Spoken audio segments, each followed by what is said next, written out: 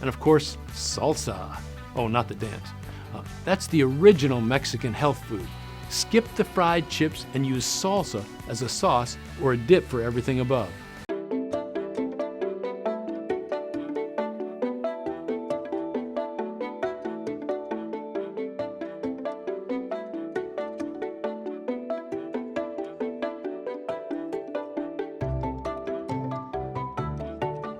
Hi, I'm Dr. Soden here.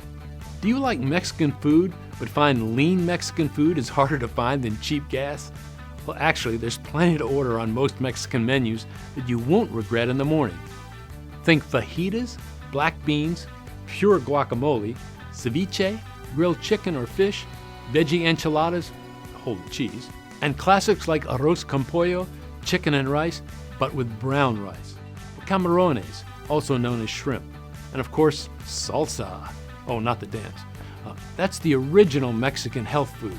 Skip the fried chips and use salsa as a sauce or a dip for everything above.